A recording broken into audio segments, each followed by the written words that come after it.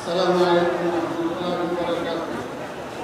আজকের এই সমাবেশের সম্মানিত সভাপতি বাংলাদেশের থেকে আগত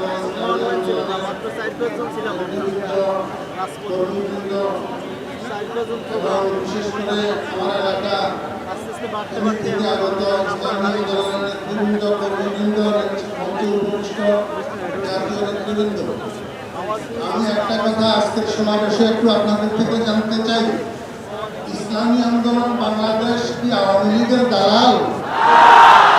কি বলেন আপনারা? আওয়ামী লীগকে দেশ থেকে বিতাড়িত করার জন্য বৈষম্য বিরোধী ছাত্র আন্দোলনের সাথে ঐক্যমত্য পোষণ করে চুয়াল্লিশ যারা বন্ধ করে মিছিল নিয়ে বের হয়েছেন আমাদের প্রাণপ্রিয় নেতা সৈয়দ মোহাম্মদ ফয়জুল করিম দামাত বরকাতুহু। কিন্তু আমরা ইতিমধ্যে দেখতে পাইতেছি ফেসবুকের মধ্যে এক বেয়াদব তার আইডি থেকে প্রতিনিয়ত প্রচার করতেছে ইসলামী আন্দোলন আওয়ামী লীগের দল।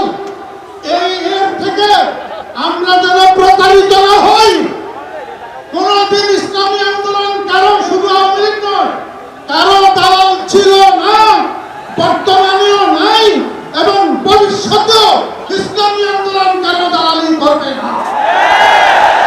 শুধু একটা কথা বলে আমি শেষ করতেছি, আমার সময় 3 মিনিট। এক ভাই বিয়ে করছে, ওনার বউটা মারা গেছে। এখন বউ মারা যাওয়ার পরে ওনাকে সবাই বলতেছে ওনার একটা শালী আছে, শালীটা বিয়ে করার জন্য। তো উনি বলতেছেন যে আমি শালীটা বিয়ে করবো না, কারণ আমার বউ যেটা মারা গেছে সেটাও তরকারি রান্না করতে জানে না, একদিন লবণ বেশি একদিন মরিচ বেশি। এখন যদি শালী বিয়ে করি তো এটাও তরকারি রান্না করতে জানবে না, একদিন লবণ বেশি একদিন মরিচ বেশি হবে। আমার ভাইরা, আমি আপনাদেরকে বলতে চাই, আমাদের দেশের পরিভাষায় বলে আগের বউয়ের শালী, অর্থাৎ আগের বউয়ের বোন, মানে এটা আগের বউয়ের শালী। ওই আগেরটা যেরকম পরেরটাও সেরকম। খবরদার, আগামী নির্বাচনে আমরা যদি আগের বউয়ের শালী বিয়ে করি তো আবার আমাদের দেশে কখনো আমাদের দেশে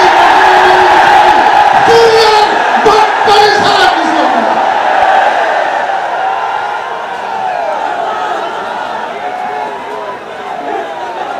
সংগ্রামী বন্ধুগণ,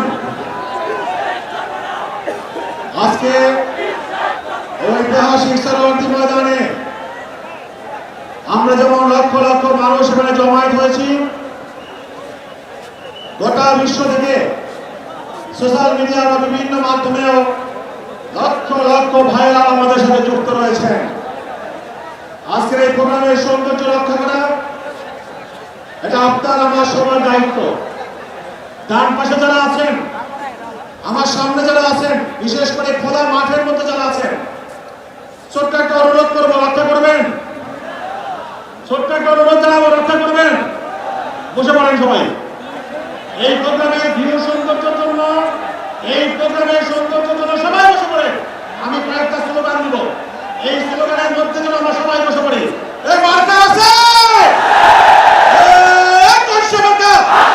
সবাই বলে, সবাই মুখে এক আওয়াজে সারা দেশে শুনতে পাই। ইনশাআল্লাহ আগামীতে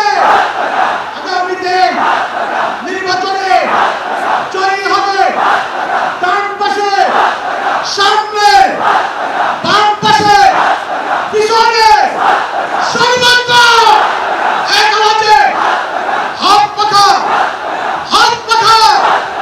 আলহামদুলিল্লাহ, আমরা সামনে যে ভাইদেরকে দেখতে পাচ্ছি, প্রায় সমপরিমাণ ভাইরা আমাদের এই স্টেজের পিছনে অবস্থান করছে। ইতিমধ্যেই যারা স্টেজে এসেছেন